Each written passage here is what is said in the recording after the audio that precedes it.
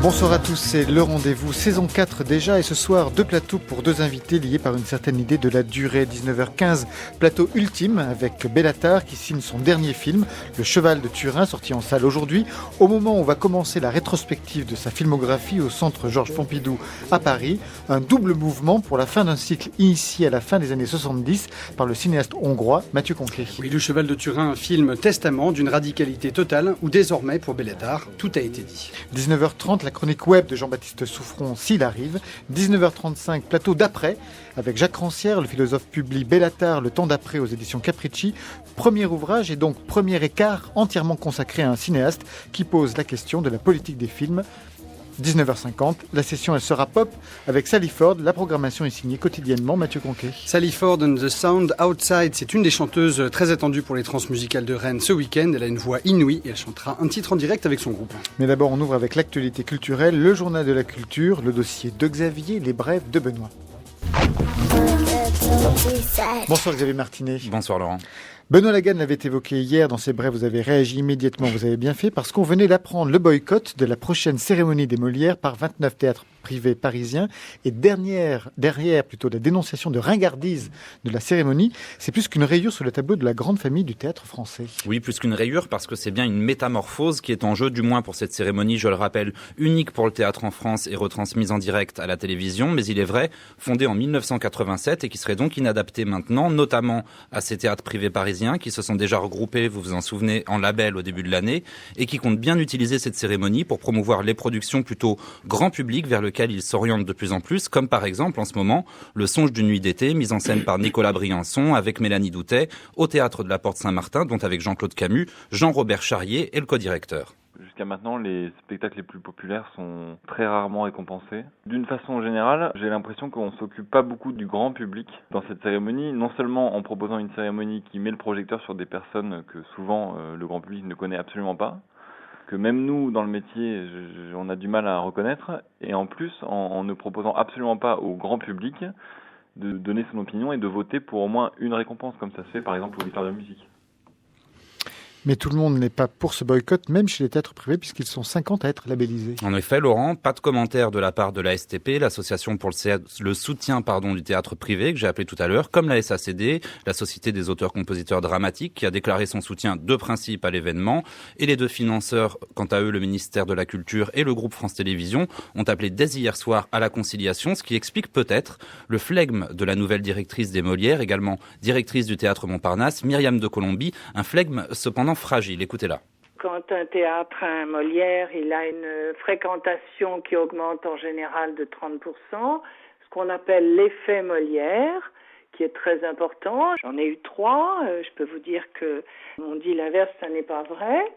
Il y a toujours, vous savez, des mécontents parce qu'ils n'ont pas eu de Molière. Il y a toujours des frictions dans toutes les associations. Et des frictions, Laurent, c'est vrai qu'il y en a eu ces dernières années, justement autour du protocole d'attribution des récompenses. Alors malgré une réorganisation du conseil d'administration en 2004 et un déplacement de la cérémonie à Créteil, cet été, c'était le départ fracassant avec 11 personnes à sa suite de l'ancien directeur et actuel directeur du théâtre Marigny, Pierre Lescure, excédé de cette stagnation. Et stagnation aussi d'ailleurs pour les audiences, qui restent les plus basses de chaque soirée. Mais à France Télévisions, on reste apparemment satisfait, même si le problème soulevé par les théâtres privés est réel, nous explique le directeur du groupe pour la musique et le spectacle vivant, Nicolas Auboineau. C'est vrai qu'il y a parfois une distorsion entre le goût du public et le résultat des votes. C'est la même chose pour les Césars. On a ces discussions-là avec les films comiques, avec les pièces comiques aussi. Donc voilà, c'est assez classique, assez traditionnel comme genre de discussion. On se souvient aussi de la fin des 7 d'or qui remettaient les prix de télévision, où TF1, qui faisait les plus grosses audiences, ne recevait de moins de récompenses que les autres. Et en fait, selon un autre de mes interlocuteurs, il semblerait que des raisons internes au théâtre privé cette fois n'aient pas été données. Certains syndicats ayant voulu placer cet été leur candidat au comité des Molières. Alors pour le moment, c'est donc un coup de pied dans la fourmilière qui fournit en tout cas une visibilité inespérée à la cérémonie. Merci Xavier Martinet. Du côté de Benoît, les brèves. Mais on commence, Laurent, aujourd'hui avec de bonnes nouvelles pour le cinéma français. D'un côté, Intouchable vient de passer le cap des 10 millions de spectateurs en à peine 4 semaines d'exploitation. Et de l'autre, The Artist, le film hommage au cinéma muet américain de Michel Hazanavicius, vient de recevoir aux États-Unis 2 prix, celui du meilleur réalisateur et celui du meilleur film de l'année par le New York Film Critics Circle. Des récompenses qui comptent notamment pour l'Académie des Oscars, du moins c'est ce que l'on dit dans le milieu. Plus de place pour les films du patrimoine à la télévision. Effectivement, Laurent, plus de place. Du moins, c'est ce que demande la SACD, la Société des auteurs et compositeurs dramatiques, qui a demandé hier un assouplissement des règles de diffusion des films de plus de 10 ans, donc à la télévision. Pour la SACD, le dispositif de régulation mis en place, c'était dans les années 80 pour protéger les salles de cinéma, serait aujourd'hui un peu daté. Cette réglementation interdit par exemple aux chaînes de télévision de ne pas diffuser des films sur les chaînes gratuites le mercredi, jour de sortie, ou encore le samedi en début de soirée. La SACD espère que cet assouplissement permettra aux chaînes gratuites et en particulier aux toutes petites chaînes de la TNT un peu réticentes à diffuser du cinéma, de redonner une digne place au cinéma à la télévision et faire vivre ainsi, je cite, le patrimoine cinématographique extraordinaire de notre pays, rien que ça. Le Louvre fait appel une nouvelle fois au mécénat individuel. Oui, le musée du Louvre lance un an après son opération Tous mécènes, un nouvel appel au mécénat individuel pour restaurer et remonter 2 éléments d'architecture égyptienne, un monumental Porsche Mamelouk, datant du 15e et un mouche charabier du 18e siècle et qui seront présentés dans le futur département des arts de l'islam du musée. Cette collecte dedans se déroulera dès demain et jusqu'au 29 février prochain. Le musée s'est fixé pour objectif de réunir 500 000 € et le budget global de restauration s'élève quant à lui à 1,2 million d'euros. Et enfin, pour terminer, la Tour Eiffel, elle serait végétale. Enfin, c'est une curieuse info qui est parue ce matin dans le Figaro. On découvrait effectivement avec stupéfaction que le projet fou de recouvrir la Tour Eiffel de végétation, c'était le titre de l'article en une, serait imminent. Article dans lequel on apprend qu'un groupe d'ingénieurs travaille depuis 2 ans sur le sujet.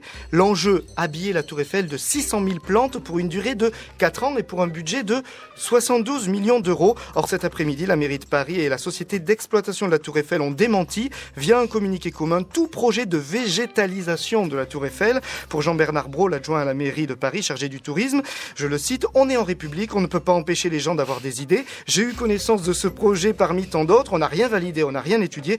Dommage pour ceux qui en rêvaient. »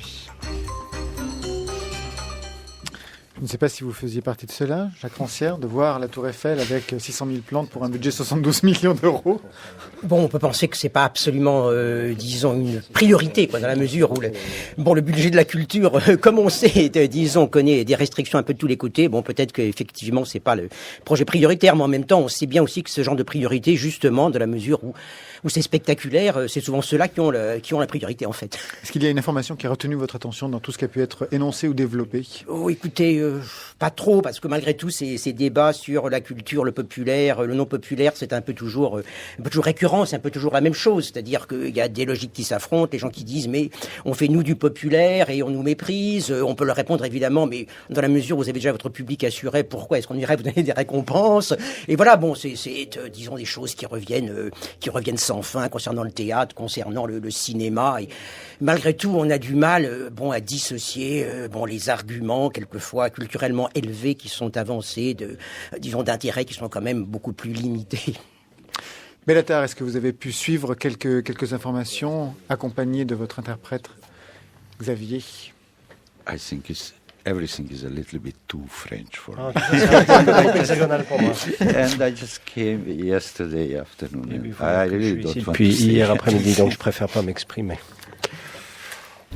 Le rendez-vous, c'est sur France Culture.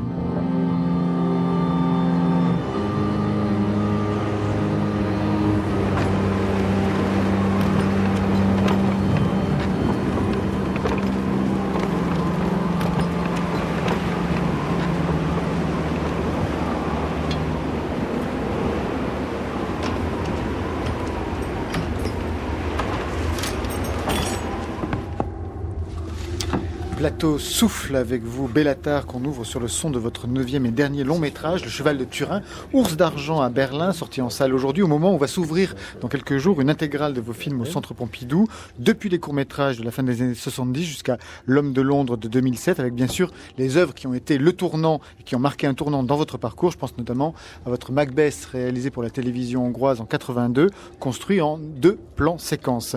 Plan séquence est aussi la grammaire de ce dernier film, donc Le Cheval de Turin. 6 6 jours dans une ferme isolée prise dans une tempête de vent qui ne semble jamais s'arrêter. 6 jours de rituels, de gestes domestiques entre un père et sa fille qui vont tenter de partir en vain.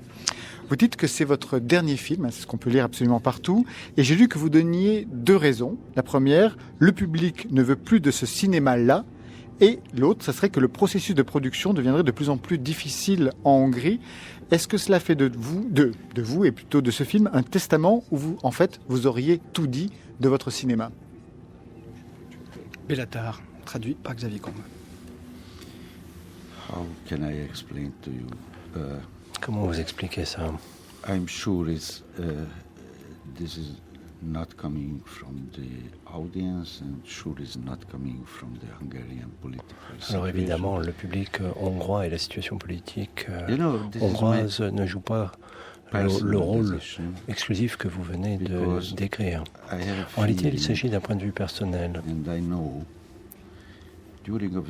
J'ai une impression et une certitude. Au cours des 34 dernières années,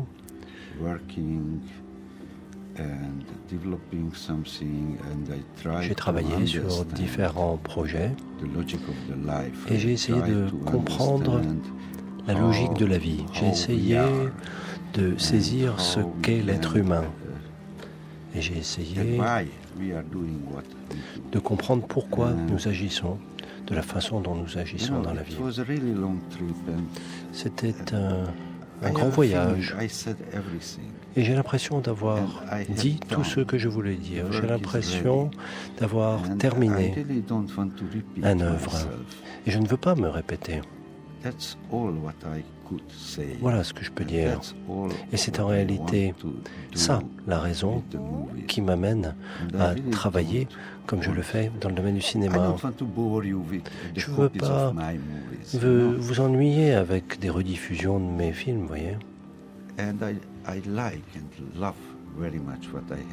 J'aime bien le travail que j'ai fait. Et je veux me protéger aussi. Jacques Rancière, comment vous comprenez justement ce geste ultime d'arrêter à un moment le parcours de cinéaste? Pour autant, le cinéma va continuer d'une autre façon, mais le parcours de cinéaste. Est-ce que vous voyez justement ce dernier film comme étant le point ultime d'une œuvre?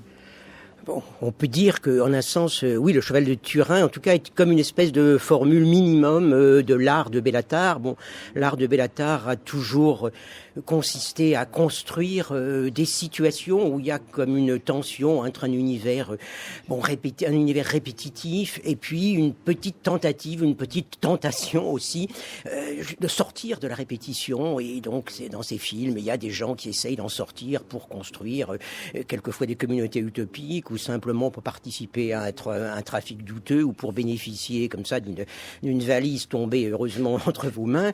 Et oui, mais alors, ce qui se passe avec le cheval de Turin, c'est qu'au fond, ce schéma de Béla Tarr arrive à une sorte, d'épure. Il reste plus que 2 personnages, un père et sa fille. Il reste plus qu'une toute petite tentative au moment où apparemment tous les moyens de vivre semblent petit à petit les lâcher. Ils essayent de partir, on les voit partir, on les voit revenir, on ne sait pas pourquoi. Et on a l'impression, effectivement, que Béla Tarr est arrivé à un point en deçà duquel il ne peut pas revenir. Alors après, effectivement, on peut faire le trajet inverse. Et au fond, Béla Tarr a déjà greffé un petit peu son schéma à lui sur d'autres histoires. Donc ça serait possible, mais peut-être qu'effectivement, il le dit, ça sera toujours la même chose et c'est pas intéressant. Mathieu Conquet. Béla Tarr, ce sera donc Le Cheval de Turin, votre dernier film. Mais évidemment, le cinéma ne s'arrête pas là pour vous. J'imagine... On aimerait connaître la forme que va prendre la suite. La production, j'ai entendu parler d'un projet d'école de cinéma à Split, en Croatie. Je signale que vous êtes déjà professeur à l'Académie de cinéma et de télévision de Berlin. À propos de ce projet d'école, j'ai pu lire que vous voudriez faire une sorte de Bauhaus du cinéma. Vous pouvez nous expliquer un petit peu les fonctions de ce projet, Béla Tarr? That's what I really want to do. Voilà, mon grand dessein, c'est justement cela. I think it will be very good for the young filmmakers who already graduated. Les jeunes cinéastes diplômés pourraient venir dans cette école pendant 2 ans pour apprendre, pour s'épanouir. Moi, je veux leur donner de la liberté. Je veux qu'ils se sentent libres de réfléchir, de créer un nouveau vocabulaire cinématographique. Je veux qu'ils puissent se retrouver dans cette école, se trouver eux-mêmes. Et bien entendu, je voudrais inviter des réalisateurs, des cinéastes de qualité qui pourraient travailler avec ces jeunes pour leur montrer les couleurs du cinéma, les couleurs de la réalisation cinématographique. Il s'agit d'un langage très riche et tous les réalisateurs sont différents. Chacun a sa propre culture, a sa propre formation, sa propre façon de vivre. Et chaque réalisateur a un budget différent aussi. Et bien entendu, chacun a un langage d'expression différent. Et les jeunes doivent prendre conscience de ces différences. Et c'est par ces différences qu'ils peuvent fonder leur propre langage, leur propre vocabulaire cinématographique. À mes yeux, le véritable cinéma et le véritable cinéaste, c'est un homme ou une femme d'ailleurs, qui a un style propre, avec une seule image, extraite d'un film de Fellini par exemple. Sans avoir vu le film, vous savez immédiatement que c'est un film de Fellini. Ça, c'est ça que j'aime. Et c'est ce que j'apprécie le plus. Il faut que chacun ait son vocabulaire, sa propre patte. Et il faut donner cette sensation, donc faire passer ce message-là aux jeunes cinéastes. Il faut se lancer et s'exprimer soi-même. En réalité, je veux leur inculquer un courage et le sens de l'expression plus radicale. Alors, parmi justement les cinéastes qui ont répondu à votre appel, on sait qu'il y aura Jim Jarmusch, Kaurismäki, Gus Van Sant. Il y aura aussi des historiens, des critiques, peut-être même Jacques Rancière qui viendra faire un cours. Justement, par rapport à cette radicalité que vous travaillez dans le cinéma, elle passe par, chez vous, notamment, par une expérience du temps et de la durée. Ça tient pas seulement à la durée des plans. Je sais que vous avez déjà réalisé des films avec 2 plans, dont un faisait plus de 60 minutes. C'est par exemple le Macbeth pour la télévision. Un film de 7 heures avec 7 ans de tango. Mais surtout, ça tient à la compression, l'épaisseur du temps que vous suscitez. Et ça m'a fait penser à une réflexion de Tarkovsky, à qui on vous compare parfois. Dans son livre Le Temps scellé, il dit ça. Le rythme d'un film ne réside pas dans la succession métrique de petits morceaux collés bout à bout, mais dans la pression du temps qui s'écoule à l'intérieur même du plan. Est-ce que vous partagez cette conviction que c'est le rythme et non pas le montage qui pourrait fonder votre cinéma? Bellatar.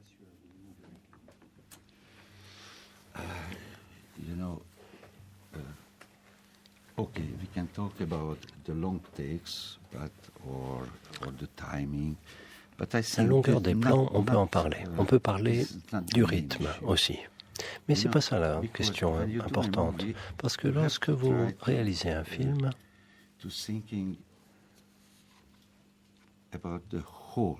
il faut sans cesse penser à l'ensemble de l'univers. Lorsque vous voyez un personnage qui a un univers qui lui est propre, chacun a sa propre vie bien sûr, eh bien il faut se rapprocher de cet univers, il faut le relater au mieux. Et bien entendu, lorsque l'on voit la vie des gens, lorsque l'on voit des gens qui vivent dans un espace, eh bien cet espace c'est le leur, mais ils vivent aussi dans le temps, donc ils vivent dans une notion d'espace-temps, ça c'est fondamental.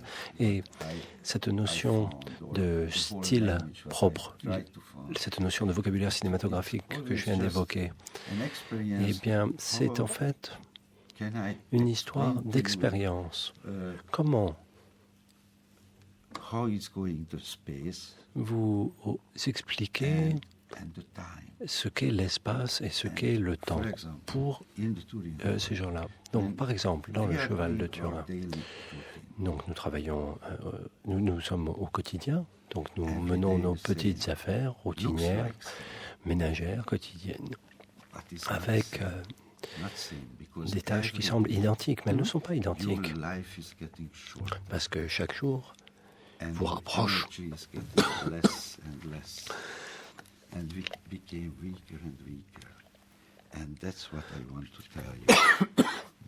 Chaque jour vous rapproche de la mort. Et c'est ça qu'il y a de plus horrible en fait.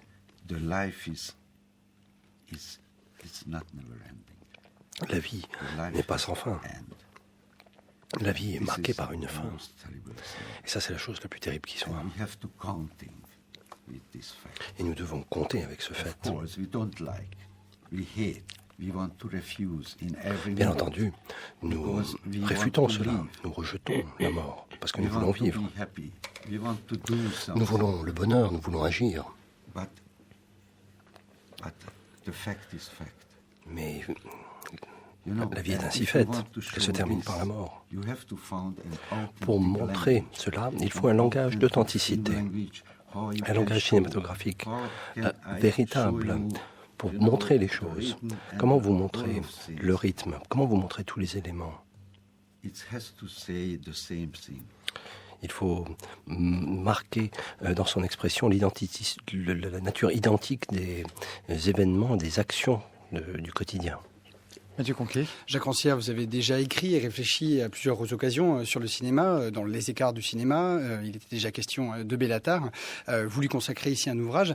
En quoi est-ce qu'il recoupe? Il vient ici de parler de la mort et le fait peut-être que Nietzsche, une anecdote de Nietzsche soit citée comme un carton en introduction au Cheval de Turin a dû vous interpeller. En quoi est-ce que Béla Tarr rejoint vos préoccupations philosophiques, vos préoccupations esthétiques? Bon, c'est sans doute pas par la mort, je dirais. C'est plutôt, mais c'est en revanche, c'est vrai par ce rapport à l'espace et au temps, quoi. Et bon, ce qui me frappe effectivement chez Béla Tarr, bon, c'est la manière dont il construit un univers, dont il construit des personnages, des rapports entre les personnages. Bon, par la façon dont le monde vient à eux, soit par ce qu'ils voient par la fenêtre, soit par l'extérieur, simplement, disons, la contrainte du vent, la contrainte du vent, de la pluie. Donc, il y a toute une façon de véritablement le monde s'introduit finalement chez eux, modèle leur comportement, dont au fond, ça va aussi modeler les rapports un petit peu entre les gens. Et je crois que ce qui est très très fort chez Béla Tarr, c'est justement de réussir à passer d'une psychologie traditionnelle, des sentiments éprouvés par les personnages, à une psychologie beaucoup plus profonde, où c'est vraiment la façon dont l'espace et le temps pénètrent les personnages. C'est vraiment la durée comme le tissu même de leur vie qui viennent au premier plan. Vous vous étiez déjà rencontrés auparavant ? J'ai vu Béla Tarr de très très loin lorsqu'il est venu présenter ses films il y a 10 ans. Il y a 10 ans, c'était au MoMA à New York, à un moment un peu symbolique puisque c'était 15 jours ou 3 semaines après le 11 septembre. Et c'était ma première rencontre à la fois avec Béla Tarr et avec son cinéma. Effectivement, je l'ai vu de loin, qui venait dire, écoutez, mes films, bon, c'est très triste, il fait très beau aujourd'hui à New York, mes films sont très tristes, c'est la Hongrie, il pleut tout le temps, il y a la boue, c'est un pays triste, mais écoutez, bon, c'est mon pays, je l'aime et je voudrais que vous l'aimiez aussi. Bon, j'ai trouvé ça bien comme introduction. C'était exactement la même chose hier au Centre Pompidou pour la présentation, en s'excusant de devoir présenter à des gens qui vivent à Paris, qui pourraient faire des tas de choses, aller au musée, voir des films, même faire l'amour, de se taper un film de 2 heures très ennuyeux, très laid, avec des paysans très tristes, mais pour autant qu'il fallait les aimer. Donc cette présentation, manifestement, ça fait partie d'une sorte de capital de séduction. Mais là, juste une question sur la couleur que vous avez donnée à vos films depuis 1989, parce que vous étiez avant pour un cinéma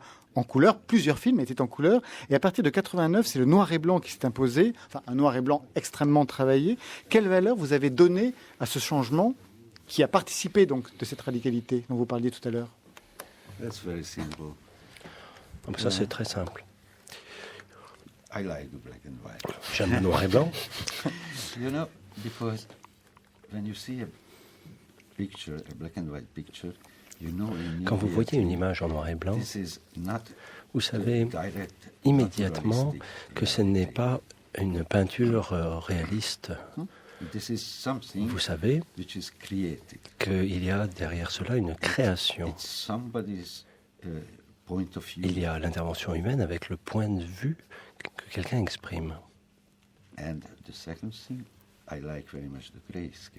Par ailleurs, j'aime bien les gris. Alors, noir et blanc, c'est pas noir et blanc. Il y a tout un tas de nuances de gris au milieu. Et on peut cacher les choses dans le noir. Et on peut mettre en lumière les éléments que vous jugez importants. Parfois, le blanc ne sert pas le récit, parce que, à mes yeux, le récit, c'est pas ce qu'il y a d'intéressant. C'est pas l'histoire qui compte. Les vraies histoires, les vrais récits, on ne se retrouve pas dans ce que l'on fait pour exprimer le récit.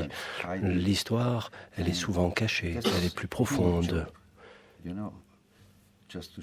Et ce qu'il faut faire, c'est montrer les choses les plus importantes. Le rendez-vous, la chronique. On vous retrouve tous les deux dans quelques instants, et puis Xavier Camp pourra soigner le chat qui manifestement grimpe dans sa gorge. Mais tout de suite, la chronique web avec Jean-Baptiste Souffron. Je ne sais même pas le titre ni de quoi il va être question. Mais c'est assez simple, car là aussi il s'agit de réussir à réfléchir sur ce qui est plus important que ce qu'il paraît au premier abord à l'écran. Savez-vous, Laurent, qui s'est excusé plus de 10 fois auprès de ses usagers en moins de 5 ans, qui parle de rigueur et de changements difficiles, mais avec un sérieux problème à accepter d'avoir tort et une tendance à recommencer plus discrètement un peu plus tard, en reprochant aux gens d'avoir mal compris ses intentions. On dirait un portrait de Laurent Goumard. Quel monstre. J'allais dire Nicolas Sarkozy, vous êtes affreux. En fait, vous n'êtes pas très loin. Mais non, quelle perspicacité. Mais non, c'est le nouvel ami de Nicolas Sarkozy, Mark Zuckerberg, le fondateur du réseau social Facebook, qui vient de se faire tancer aujourd'hui, enfin il y a 2 jours, par la Federal Trade Commission pour ne pas avoir suffisamment respecté la vie privée de ses usagers. Ces questions ne sont pas nouvelles, elles avaient commencé depuis 2009 à apparaître, dès en fait qu'on avait compris que Facebook avait l'intention de gagner de l'argent grâce à ce qui est caché, grâce aux informations disponibles sur ses membres. Car les données personnelles, c'est un peu le pétrole du numérique, c'est ce qu'on commence à comprendre. Ce n'est pas un hasard si l'on parle de data mining. Imaginez, c'est-à-dire de minage des data. Imaginez une mine d'informations dans laquelle vous pouvez creuser et que vous pouvez raffiner et enfin revendre. Le tout étant d'accéder au gisement, car les internautes ne laissent pas des traces partout. Google possède déjà la concession sur tout ce qui concerne la recherche en ligne et s'en sert magistralement pour améliorer les résultats de ses publicités. Twitter a mis la main sur les discussions des gens entre eux. Facebook est plus direct et attaque des couches géologiques plus immédiates, la liste de vos amis, la liste des choses que vous aimez, vos photos de vacances, etc. Alors l'accord avec la FTC est important car Facebook prépare son entrée en bourse. C'est aussi une histoire d'argent et ne souhaite pas être dans une situation juridique trop vague qui ferait peur à ses investisseurs. Or, pour l'instant, Facebook, par exemple, ne contrôlait pas du tout la façon dont les éditeurs de jeux sur le site s'intéressaient à votre information et pouvaient la revendre à leur tour à encore d'autres personnes. Puis, si vous voulez fermer votre compte, Facebook garde toujours les photos, les vidéos, les textes que vous avez mis. Concrètement, imaginez, Laurent, que vous souhaitiez supprimer une photo de vos soirées ou de vos vacances arrosées. C'est pas difficile, il n'en existe absolument aucune. Je ne bois pas. Eh bien, vos amis et vos employeurs pourront quand même continuer à les voir si vous avez fermé votre compte. Alors qu'évidemment, vous penserez sans doute le contraire. Puis encore plus drôle, à partir du moment où vous allez sur Facebook, eh bien le site enregistre bien sûr des choses sur ce que vous faites sur Facebook, mais aussi sur tout ce que vous faites ailleurs. Pendant 90 jours, tous les sites que vous visitez, Facebook les connaît. Et ce, même si vous n'êtes pas un membre de Facebook. Mais tout va mieux. La FTC impose désormais à Facebook de demander leur autorisation aux usagers. Et ils devront subir un audit indépendant tous les 2 ans. Alors en France, on a la CNIL, mais les Américains, eux, n'aiment pas l'État et la réglementation. Ils préfèrent des audits indépendants. Et après tout, les usagers savent lire les contrats en petits caractères, n'est-ce pas ? Comme si Facebook était un peu devenu une assurance. Mais c'est vrai qu'aujourd'hui, mon compte Facebook est presque aussi obligatoire que le petit carré vert collé sur mon scooter. Mark Zuckerberg commence d'ailleurs lui-même à parler comme mon agent, faisant des phrases de 5 à 6 lignes où il manie la langue de bois avec dextérité, en expliquant par exemple, je cite, « Je comprends que beaucoup de gens soient naturellement sceptiques en voyant plusieurs centaines de millions de personnes partager ensemble leur information en ligne, surtout quand c'est sur un seul site web. Et même si notre historique était normal, je pense que quand même beaucoup de gens vont se demander comment leur information est protégée. C'est important que les gens y pense. Et moi-même, j'y pense aussi beaucoup. Et moi, j'ai tout compris. Hein. Vraiment, c'est pas très difficile. Ouais. Je vous ai compris. Oui, je vous ai compris. Alors sans rire, j'espère qu'il y pense quand même beaucoup. Mais où est passé le geek en suite et tatane? L'habit ne fait pas le moine. Mais le fond du problème, c'est peut-être que Facebook et Mark Zuckerberg sont en train de devenir presque aussi ennuyeux que mon courtier. J'attends juste qu'il remplace Zuckerberg par Cerise et je ferme mon compte. Vous avez un courtier, Jean-Baptiste Sofran. Chaque fois que vous venez, vous me terrorisez de plus en plus. Jacques Rancière, un commentaire ou pas du tout sur cette... Pas grand-chose. Je pense qu'effectivement, on peut prendre sur Facebook ce qu'on y met, quoi. Bon, moi, je dis vraiment... Vous y êtes ? Non, moi je n'y suis que j'ai dû y être parce que c'était un moyen d'avoir accès à des photos de ma petite fille qui a 5 ans, quoi. Voilà, bon, pour l'instant, j'échange pas avec elle des choses très très compromettantes. Et pour l'instant, mais pour autant, vous y serez donc pendant toute votre vie et pendant 90 jours, tous les sites que vous visitez. Tous les sites que vous visitez sont connus de Facebook. C'est incroyable. C'est quand même bon à savoir. Oui, c'est bon à savoir. Oui. On finit. Bellatar, vous n'êtes pas sur Facebook. I have to tell you, I have no internet. J'ai même pas Internet. In our house, we have no internet. Chez moi, nous n'avons pas Internet et nous n'avons fort heureusement pas de couverture pour le téléphone portable. Moi, je préfère parler à quelqu'un face à face. La radio est faite pour ça. 19-20, le rendez-vous.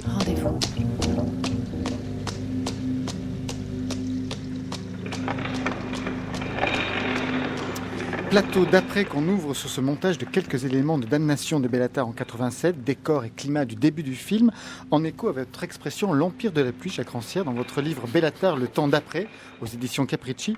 Jacques Rancière, donc philosophe, mais aussi spectateur émancipé, cinéphile, proche des cahiers du cinéma. Vous avez déjà écrit, Mathieu le rappelait tout à l'heure, et réfléchi sur le cinéma, la fable cinématographique parue au Seuil. Il était question de Murnau, Fritz Lang ou encore Anthony Mann. Et puis il y a aussi Les écarts du cinéma, la fabrique en 2011, où dans une question sur les politiques du cinéma, vous parliez de Satatango de Bellatar. En quoi le plan séquence qui ouvre Damnation, que je vous laisse peut-être décrire, fonctionne selon vous comme la signature du style de Bellatar? Oui, alors Damnation commence par un très très long plan séquence. On voit des bennes qui avancent comme ça entre des pylônes. On ne sait pas du tout ce qu'elle transporte. Et puis la caméra va reculer très très très très lentement. On va voir le cadre d'une fenêtre. On va voir une masse noire. On va voir une masse noire derrière. Et puis petit à petit, on va comprendre que cette masse noire, c'est celle de la tête du héros du film et que ces bennes, c'est ce qu'il a vu, à savoir le paysage un peu d'une région industrielle désindustrialisée. Et ce qui est intéressant, oui, pourquoi je dis c'est la signature de Bellatar, parce qu'à la fois il y a ce très très long mouvement des choses qui vient finalement justement vers un individu qui vient comme ça s'imposer à lui, quoi. Et la caméra très souvent chez Bellatar va un peu en sens inverse du mouvement des choses pour nous laisser voir justement comment les choses viennent affecter les individus. Et je crois que c'est quelque chose qui est effectivement le rôle du plan séquence un petit peu chez Bellatar, cette très très lente pénétration des individus par le monde extérieur et aussi le très très long circuit par lequel les individus qui se rassemblent dans des lieux particuliers font un petit peu circuler les affects qui naissent de cette situation, de la pluie, de la boue, de la tristesse, et en même temps, font circuler aussi les petites tentatives pour sortir de cette monotonie. Alors, c'est intéressant parce que pour situer d'ailleurs donc ce plan d'ouverture, vous citez un autre plan d'ouverture, mais en opposition, qui serait le plan d'ouverture de Psycho, c'est-à-dire on est dans la ville et par une espèce de caméra qui va s'infiltrer jusque dans une maison pour découvrir donc le couple dans un appartement. Pourquoi vous faites ça en écho, même si ça se joue sur l'opposition en effet? Qu'est-ce qui se joue dans cette fonction d'écho?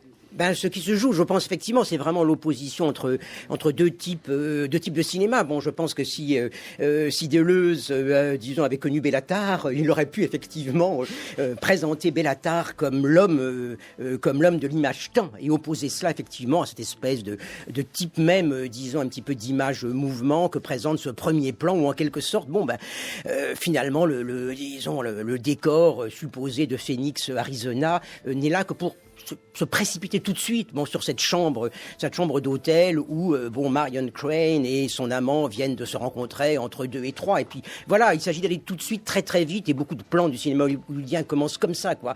Il y a le décor et puis hop, on va se précipiter sur la façon dont les individus saisis à un point donné vivent entre eux. Alors que chez Bellatar, non, c'est le contraire, c'est le monde qui vient vraiment vers eux. Bellatar, un commentaire sur cette analyse? I never say any comments for anybody's opinion. Je n'aime pas trop m'exprimer, surtout quand on parle de moi. À vrai dire, j'écoute, j'essaye de comprendre ce qui se dit.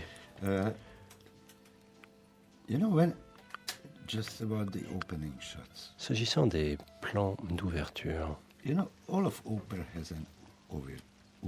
dans tous les opéras, il y a le mouvement d'ouverture. Au début, il s'agit de signer un pacte avec le public. On dit au public, tenez, voici mon vocabulaire. Et voici mon monde. Je ouvre la porte. Regardez ce qu'il a à l'intérieur. Venez nous rejoindre. Ou alors, si ce que vous voyez à l'intérieur ne vous plaît pas, partez. Partez maintenant. Parce que c'est ça, voici le pacte, voici le style que vous allez voir, voici le langage que vous allez entendre, c'est à prendre ou à laisser. Quel est le premier plan d'ouverture que vous avez vu, Jacques Rancière? Le premier plan d'ouverture en général Chez Bellatar. Chez Bellatar, le premier plan d'ouverture que j'ai vu, c'est celui de Werkmeister Harmonie. Donc, ce plan d'ouverture où ça commence sur un poêle. Hein. On voit un poêle qui flambe gaiement, et puis on voit une main autoritaire qui verse de l'eau pour éteindre le poêle. Bon, c'est l'aubergiste économe qui veut mettre son monde, ses clients à la porte, alors que les clients attendent que le héros du film, Valouchka, vienne faire comme tous les jours sa danse des planètes, pour laquelle il embauche justement un petit peu les poivreaux déjà un peu éméchés pour constituer à l'inverse quelque chose comme une représentation de l'harmonie même du monde. Quand vous avez commencé, Jacques Rancière, à réfléchir sur le cinéma dans les années 60, l'enjeu pour vous, l'enjeu critique, c'était de revaloriser intellectuellement des œuvres populaires du cinéma hollywoodien. Aujourd'hui, le travail consiste plutôt à mettre en avant des cinéastes tels que Pedro Costa ou Bellatar. Je me demandais, puisqu'on est loin donc du cinéma hollywoodien, on en est même à l'opposé, comment vous expliquez, en ce qui vous concerne, ce déplacement critique et à quel moment ça s'est opéré dans votre parcours cinéphile émancipé? Bon, je ne suis pas quelqu'un qui a suivi les transformations du cinéma année après année. Je me suis vraiment investi sur le cinéma à des moments définis. Bon, dans les années 60, j'ai suivi un petit peu un mouvement qui partait pas nécessairement de moi, qui était celui de la cinéphilie, qui voulait effectivement, disons, redonner sa qualité artistique, ses lettres de noblesse à un cinéma qui était méprisé, le cinéma hollywoodien, et montrer que c'était pas au fond simplement la dignité métaphysique ou la profondeur psychologique des films qui faisaient la qualité, mais quelque chose qui se passait véritablement sur l'écran, quoi. Et je crois qu'aujourd'hui, on est effectivement dans une situation un petit peu inverse, quoi, parce que au fond, à l'époque, il s'agissait comme de la frontière entre la qualité artistique et puis un cinéma dit commercial. Maintenant, le commercial, c'est beaucoup raffiné, et au fond, la barrière maintenant est plus tellement en termes de le populaire à droite et puis l'artistique à gauche, ou alors ça s'est complètement changé, c'est-à-dire qu'il y a une espèce de formatage, et au fond, le cinéma aujourd'hui offre, disons, du complètement populaire, du mi-populaire, mi-artistique, de l'artistique pour le peuple, de l'intellectuel pour le peuple, et puis il y a des gens qui sont un peu mis en dehors parce qu'ils ne rentrent pas dans ces catégories-là, quoi. Des gens, effectivement, comme Bellatar, qui continue à parler en un sens du communisme, des gens comme Pedro Costa, qui parlent du prolétariat, mais pas du tout à la façon dont on en parle normalement, même dans une fiction sociale bien intentionnée. Et ces gens-là sont un peu mis au côté. De côté, on dit, c'est des films pour des festivals, on va les voir dans des festivals, c'est très bien. Ils sont à leur place dans les musées. Mais on n'en a rien à faire en salle. Et je crois qu'il y a une bataille là pour dire, c'est du cinéma au fond, ce sont des plans, ce sont des émotions sur l'écran comme n'importe quel film. Bellatar, aujourd'hui, quel est le cinéma qui vous regarde? Pour reprendre la terminologie de Serge Danet, que vous regardez mais qui vous regarde.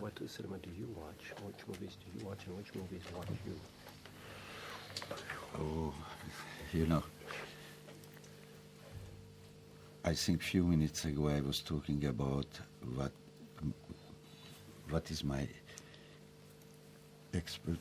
what I expect Il y a quelques instants, je vous parlais des attentes que j'ai vis-à-vis des futurs réalisateurs, les jeunes cinéastes. Moi, ce que je veux, c'est voir le monde à travers les yeux des cinéastes. Tout me touche lorsque je ressens la personnalité du réalisateur, lorsque je ressens la colère des autres, lorsque je ressens la personnalité des comédiens, lorsque je sens la présence véritable des personnages dans la situation, lorsqu'ils sont présents, ça me touche. Parce que c'est là que je vois la vie. Il ne faut pas oublier que l'acte de filmer ou l'expression artistique d'une façon générale ne vise qu'à montrer la vie. Et moi j'aime bien le cinéma lorsque je sens que le réalisateur aime les gens, lorsque je sens que le réalisateur traite les gens avec tendresse. C'est une façon de ne pas vouloir donner de nom ? Ah bah si on se lance là-dedans, on sera là demain matin. Il y a des Russes, par exemple. Eisenstein, Sigevertov, la liste est interminable. Mathieu Conquet. Jacques Rancière, vous participez à cette rétrospective sur Bellatar au Centre Pompidou. De quoi la place de Bellatar à Pompidou et donc dans un musée est-elle le symptôme ? Et ma question est malicieuse puisque vous avez souvent été critique envers les installations de cinéastes dans l'espace muséal. Bon, je pense que c'est effectivement ça renvoie à ce que je disais tout à l'heure, c'est-à-dire que bon, il faut finalement que ce soit des institutions culturelles, des institutions muséales qui donnent une visibilité plus grande à des films qui autrement seraient remis sur les marges. Effectivement, Bellatar, je l'ai d'abord connu à travers une rétrospective qui était au MoMA, quoi. Et bon, maintenant, je suis amené à en parler dans une rétrospective qui est à Pompidou. En un sens, on peut dire c'est un malheur. Bon, ce serait mieux si Bellatar était présenté à des cinémas de coin de rue comme ceux qui étaient dans mon enfance, mais ces cinémas n'existent plus. Il existe effectivement ces multiplex qui donnent un petit peu à chacun ce qui est bon pour lui, du plus grossier au plus raffiné. Et par conséquent, il faut créer un espace. Bon, il y a quand même quelques cinémas qui essayent de créer, de maintenir cet espace, mais c'est vrai que il faut qu'il y ait des institutions culturelles qui contribuent à dire que justement ces œuvres-là ne sont pas des œuvres de musée, mais que ce sont des films avec un plaisir des yeux, avec une émotion du cœur, avec justement ce rapport à la vie dont Bellatar ne cesse de parler. Bellatar, justement, comment vous voyez que ce sont les musées, donc le MoMA ou le Centre Pompidou, qui prennent en charge, en fin de compte, la visibilité de votre filmographie ? Fortunately, it's not only you can watch now in some theater too. Bien sûr, le Cheval de Turin vient de sortir. Fort heureusement. Okay. Sometimes I have a feeling, yes, I am a past, I have to. Parfois, je me dis, oui, je suis un homme du passé, je suis relégué au musée. Mais ça me ravit aussi. Il y a quelques années, j'étais à Paris, j'étais au MK2 à Saint-Michel,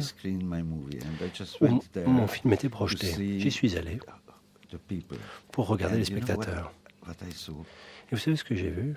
Il y avait un public constitué d'une vingtaine de personnes, un public très jeune d'ailleurs. Et ils étaient plus jeunes que le film, d'ailleurs, les spectateurs. Et ils regardaient, ils écoutaient, ils appréciaient. Il faut aller au cinéma, il faut voir les films. Le musée, c'est bien pour voir une rétrospective, l'ensemble de l'œuvre, pour avoir un point de vue d'ensemble. Mais on peut voir les choses morceau par morceau, petit à petit, au cinéma. Fort heureusement, encore une fois. En Hongrie, vous allez aussi dans les salles de cinéma voir vos spectateurs ? Oui, bien sûr. Fortunately around the world. Oui, je peux faire ça partout dans le monde d'ailleurs. As-tu une ultime question? Je suis pas sûr qu'on ait le temps, Laurent. Eh ben alors on arrête. Le rendez-vous, la session. Il tient à protéger la session, il a raison, sinon on allait déborder. On déborde Mathieu déjà. Conquet, programmation aujourd'hui. Alors, Sally Ford. c'est pas la chanteuse du Titanic qui obsède Carrère, ça c'est dans Damnation, dans votre film Bellatar, mais ce soir c'est Sally Ford que vous allez écouter, Sally Ford and the Sound Outside. C'est une des chanteuses attendues pour les transmusicales de Rennes ce week-end, elle a 22 ans, et une voix, vous allez l'entendre, assez hors du commun, c'est un petit peu une sorte de Tom Waits féminin, ou de Bessie Smith, ou encore un peu évoqué aussi Vanda Jackson. C'est comme si une chanteuse de blues s'était glissée dans un registre pop, ou un registre de girls group, mais là vous avez remarqué que Laurent, que c'est plutôt un boys group, puisqu'elle est accompagnée de 3 garçons. Sally et ses musiciens se sont rencontrés à Portland en 2008. Leur premier album vient de sortir. Un album qui commence par cette déclaration au début du disque. Quand j'allume la radio, c'est toujours la même chose.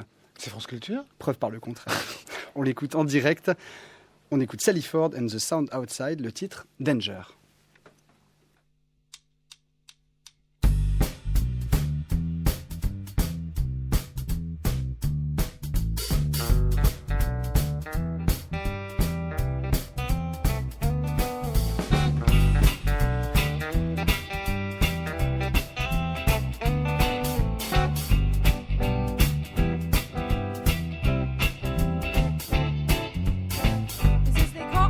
Love at first sight, awful to fight and all. Face first in the fall, yes, I got stomach full of butterflies. When they look into your eyes, make me want more. Oh, oh, oh, oh, oh, oh, oh, oh, oh, oh, oh, oh. Make me want more. Oh, oh, oh, oh, oh, oh, oh, oh, oh, oh. You are such a mystery. When you are next to me, you drive me crazy. You had me since the minute you strode in. Even though you're cold, you make me want more. Oh, oh, oh, oh, oh, oh, oh, oh, oh, oh, oh, oh. Make me want more. Oh, oh, oh, oh, oh, oh, oh, oh, oh, oh, oh. I know you could be a danger. 'Cause to me you are only a stranger. Now I got goosebumps running my skin. No, I shouldn't, but I want to let you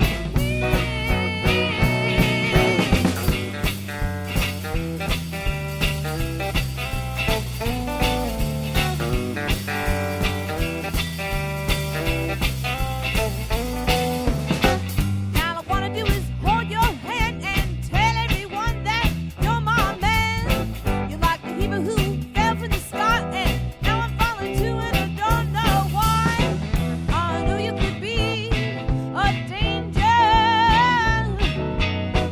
'Cause to me you are only a stranger. Now I got goosebumps running my skin. No, I shouldn't, but I want to let you in.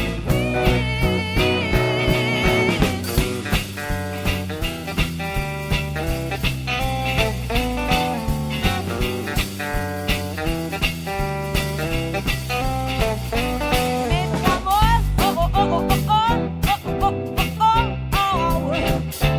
Make me want more. Oh, oh, oh, oh, oh, oh, oh, oh, oh, oh, oh, oh. Make me want more. Oh, oh, oh, oh, oh,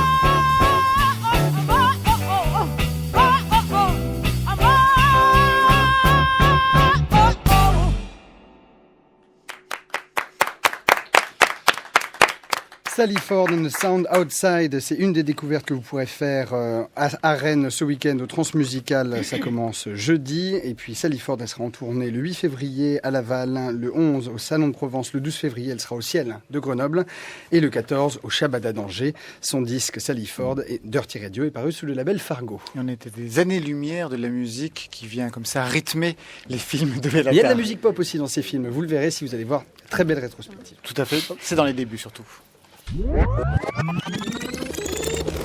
This is my word. Tenez, voici mon vocabulaire. Et voici mon monde. Je ouvre la porte. Regardez ce qu'il a à l'intérieur. venez nous rejoindre. Ou alors, si ce que vous voyez à l'intérieur ne vous plaît pas, partez. Partez maintenant.